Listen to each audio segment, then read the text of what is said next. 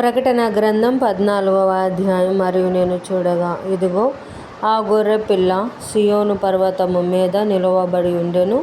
ఆయన నామమును ఆయన తండ్రి నామమును నొసళ్ళయందు లిఖింపబడి ఉన్న 144,000 మంది ఆయనతో కూడా ఉండిరి. మరియు విస్తారమైన జలముల ధ్వనితోనూ గొప్ప ఉరుము ధ్వనితోనూ సమానమైన యొక్క శబ్దము పరలోకము నుండి రాగా వింటిని. నేను వినిన ఆ శబ్దము వీణెలు వాయించుచున్న వైనికుల నాదము పోలినది. వారు సింహాసనము ఎదుటను ఆ 4 జీవుల ఎదుటను పెద్దల ఎదుటను ఒక క్రొత్త కీర్తన పాడుచున్నారు. భూలోకములో నుండి కొనబడిన ఆ 144,000 మంది తప్ప మరి ఎవరునూ ఆ కీర్తన నేర్చుకొనజాలరు. వీరు స్త్రీ సాంగత్యమున అపవిత్రులు కాని వారును స్త్రీ సాంగత్యము ఎరుగని వారునై ఉండి, గొర్రెపిల్ల ఎక్కడికి పోవునో అక్కడికెల్లా ఆయనను వెంబడింతురు. వీరు దేవుని కొరకును గొర్రెపిల్ల కొరకును ప్రథమ ఫలముగా ఉండుటకై మనుష్యులలో నుండి కొనబడిన వారు. వీరి నోట ఏ అబద్ధమును కనబడలేదు. వీరు అనింద్యులు. అప్పుడు మరి ఒక దూతను చూచితిని. అతడు భూనివాసులకు అనగా ప్రతి జనమునకును ప్రతి వంశమునకును ఆయా భాషలు మాట్లాడు వారికిని ప్రతి ప్రజకును ప్రకటించున్నట్లు నిత్య సువార్త తీసుకుని ఆకాశ మధ్యమున ఎగురుచుండెను. అతడు, మీరు దేవునికి భయపడి ఆయనను మహిమపరచుడి. ఆయన తీర్పు తీర్చు గడియ వచ్చెను గనుక ఆకాశమును భూమిని సముద్రమును జలధారలను కలగజేసిన వానికే నమస్కారము చేయుడి అని గొప్ప స్వరముతో చెప్పాను. వేరొక దూత అనగా 2వ దూత అతని వెంబడి వచ్చి మహోద్రేకముతో కూడిన తన వ్యభిచార మాధ్యమును సమస్త జనములకు త్రాగనిచ్చిన ఈ మహాబబులోను కూలిపోయెను అని చెప్పెను. మరియు వేరొక దూత అనగా 3వ దూత వీరి వెంబడి వచ్చి గొప్ప స్వరముతో ఇలాగు చెప్పెను, ఆ క్రూర మృగమునకు గాని దాని ప్రతిమకు గాని ఎవడైనను నమస్కారము చేసి తన నొసటి ఎందేమి చేతి మీదనేమి ఆ ముద్ర వేయించుకొనిన ఎడల ఏమీయూ కలపబడకుండా దేవుని ఉగ్రతా పాత్రలో పోయబడిన దేవుని కోపమును మాధ్యమును వాడు త్రాగును.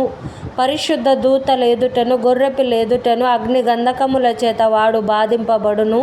వారి బాధ సంబంధమైన పొగ యుగాయుగములు లేచును.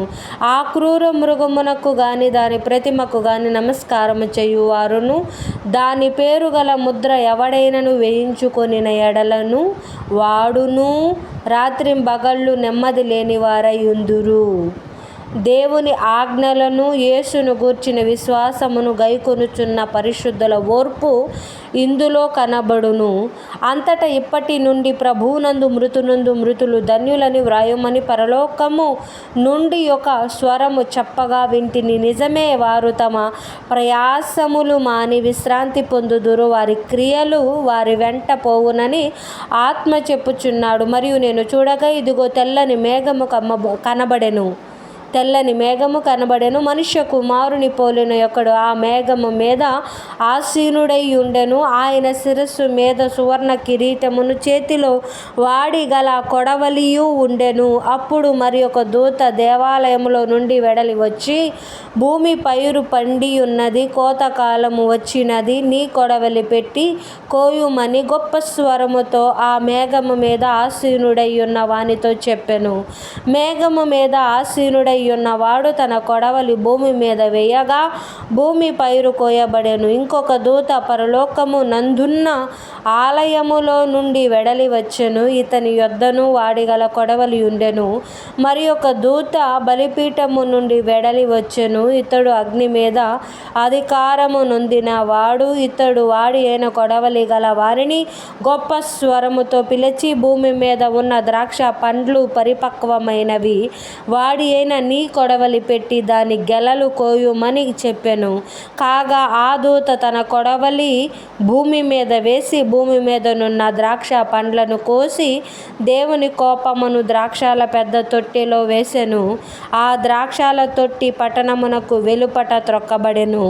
100 కోసుల దూరము గుర్రముల కళ్ళెము మట్టుకు ద్రాక్షల తొట్టెలో నుండి రక్తము ప్రవహించును. ప్రవహించెను